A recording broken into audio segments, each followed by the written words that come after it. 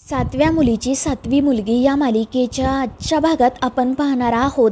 शेखरने अद्वैतच्या कानाखाली मारल्यामुळे तेजस खूप पॅनिक झालेला असतो आणि मग त्याचवेळी रुपाली हसतच त्या सगळ्यांना सांगते की आत्तापर्यंत तुमच्या लक्षात आलंच असेल की या शेखरला मी माझ्या ताब्यात घेतला आहे, त्यालासुद्धा मी वश केला आहे. आता मी सांगितल्यावर तो या अद्वैतच्या कानाखालीच काय तर त्याला गोळीसुद्धा मारेल. आणि ते ऐकून सगळेच जण घाबरून एकमेकांकडे बघू लागतात. आणि मग रुपाली नेत्राकडे जाते. ती हसतच नेत्राला म्हणत असते की तुझ्या डोळ्यातील ही भीती बघायला आवडतीये मला, त्यामुळे अजून काही दिवस मी हा खेळ सुरूच ठेवणार, तुझ्या सैन्यातील प्रत्येकाला वश करणार. खरं तर मी आत्तासुद्धा तुम्हा सगळ्यांना संपवू शकते, मात्र मला तसं करायचं नाहीये. अजून काही दिवस मी असाच खेळ सुरू ठेवणार. आणि मग ती हसतच तेथून निघून जाते. शेखर मात्र त्या ठिकाणीच असतो. मात्र रुपाली त्याला आवाज देत बोलावून घेते आणि त्याला वाटी पकडायला सांगते. आणि मग शेखरही रुपालीच्या पाठोपाठ तिच्या रूममध्ये जातो. तर नेत्रा देवीचे आभार मानते. त्यानंतर मग अद्वैत तेजस आणि तन्मयला घेऊन त्यांच्या रूममध्ये जातो. घडलेल्या प्रकारामुळे तेजस खूपच चिडलेला असतो. तो अद्वैतला म्हणत असतो की बाबा असं कसं करू शकतात, त्या विरोचकाने त्यांनासुद्धा वश केले, त्यांनी तुझ्या कानाखाली मारली. तेजस खूपच पॅनिक झालेला असतो. तर इंद्राणी नेत्रा त्याला शांत करण्याचा प्रयत्न करत असतात, पण तो काही ऐकूनच घेत नाही. तो खूपच घाबरलेला असतो. आणि मग अद्वैत म्हणतो की सगळं काही आपल्या प्लॅनप्रमाणेच झालं आहे, त्यामुळे घाबरण्याची गरज नाही. त्यामुळे तन्मय विचारतो म्हणजे नक्की काय म्हणताय तुम्ही. आणि मग नेत्रा त्या दोघांनाही रात्री घडलेला सगळा प्रकार सांगते. अद्वैतही म्हणतो की बाबा रुपालीला वश झाले नाहीयेत, तर ते फक्त वश झाल्याचं नाटक करत आहेत. आणि मग हे सगळं ऐकून तेजस आणि तन्मयच्या जीवात जीव येतो. तन्मय अद्वैतला विचारतो म्हणजे आता लवकरच सगळं काही ठीक होईल ना. आणि त्यावर अद्वैत हो म्हणतो. तर तेजस नेत्राला विचारत असतो की फाल्गुनी आणि केतकी काकूला कसं बरं करायचं हे सुद्धा बाबा शोधून काढतील ना. त्यावर नेत्रा म्हणते हो नक्की शोधून काढतील, तुम्ही फक्त थोडा धीर ठेवा. आणि त्याचवेळी कोणीतरी बाहेरून दरवाजा वाजवते. नेत्रा विचारते कोण आहे, तर शेखर असतो. त्यामुळे नेत्रा पटकन दरवाजा उघडते. तर शेखर घाबरतच रूममध्ये येतो. तो इंद्राणीकडे पाणी मागतो.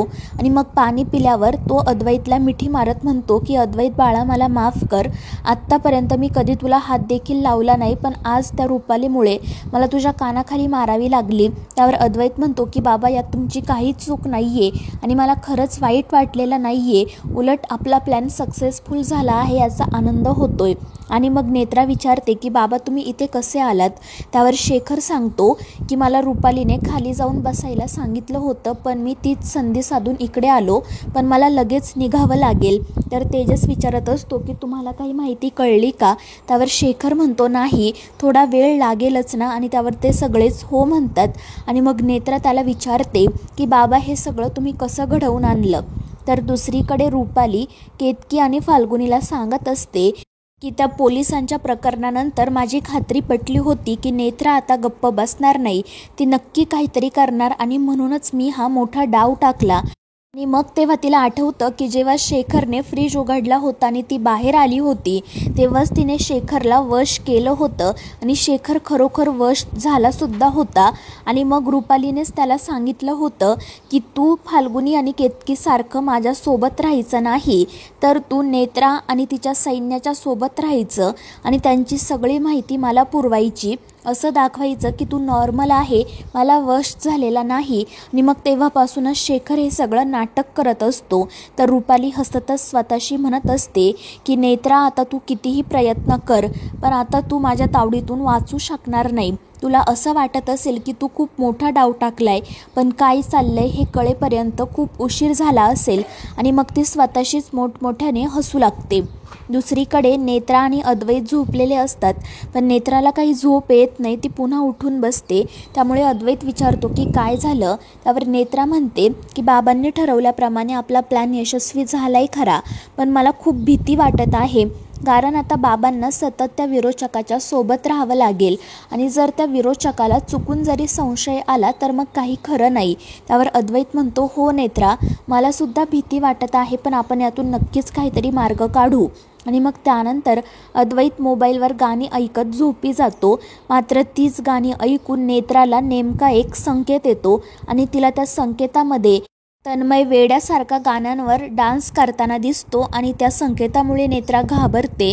दुसरीकडे तन्मय झोपलेला असतो तर शेखर त्याच्या डोक्यावरून हात फिरवत म्हणत असतो की आता तू सुद्धा लवकरच विरोचकाचा गुलाम होणार. आपण सगळेच त्या विरोचकाचे गुलाम आहोत आणि तू तर छोटा विरोचक आहे. तुझा मान मोठा आहे. आता तुझे सगळे हट्ट पूर्ण केले जाणार. आणि त्याच वेळी कोणीतरी दरवाजा वाजवतं. शेखरला असं वाटतं की विरोचकाला तो खूपच खुश होतो, पण नेत्रा आणि अद्वैत त्या ठिकाणी आलेले असतात आणि त्यांना बघून शेखर पुन्हा नाटक करायला सुरुवात करतो. तो विचारतो की काय झालं, तुम्ही आत्ता इथे का आलात? आणि मग अद्वैत नेत्रा त्याला संकेताबद्दल सांगतात. त्यांचं बोलणं सुरू असतानाच तन्मयला जाग येते. मात्र अद्वैत नेत्रा त्याला काही सांगत नाही. ते म्हणत असतात की आम्ही बाबांसोबत बोलायला इथे आलोय, तू मात्र सावध राहा. त्यावर तन्मय हो म्हणतो आणि मग नेत्रा अद्वैत तेथून निघून जातात. रुपाली मात्र बाहेर लपूनच त्यांचं बोलणं ऐकत असते. आणि मग तन्मय शेखरला विचारतो की काय झालं डॅड? तर शेखर म्हणतो की तू झोपी जा. त्यामुळे तन्मय लगेच झोपतो. त्यानंतर दुसऱ्या दिवशी सकाळी नेत्रा तनूच्या खोलीत जाते तर त्या ठिकाणी तेजस असतो. तो म्हणतो की बाबा विरोचकाकडे गेले आहेत म्हणून मी इथे थांबलोय. तन्मय अंघोळ करत आहे आणि मग जेव्हा नेत्रा आतमध्ये जाते तेव्हा तिला बेडवर तन्मयचे कपडे दिसतात आणि त्यात पांढऱ्या कलरचा टी-शर्ट असतो. नेत्राला आठवतं की त्या संकेतामध्ये सुद्धा तन्मयने पांढऱ्या रंगाचाच टी-शर्ट घातलेला असतो. त्यामुळे मग ती पटकन तो टी-शर्ट घेऊन बाहेर जाते. आणि त्यानंतर जेव्हा तन्मय अंघोळ करून बाहेर येतो तेव्हा त्याला बेडवर टी-शर्ट दिसत नाही आणि मग तो कपाटामधून दुसरा टी-शर्ट काढतो. मात्र तो सुद्धा पांढऱ्या रंगाचाच असतो. तर मित्रांनो, या मालिकेच्या पुढील भागांच्या अपडेट्ससाठी आपल्या चॅनेलला सबस्क्राईब करा.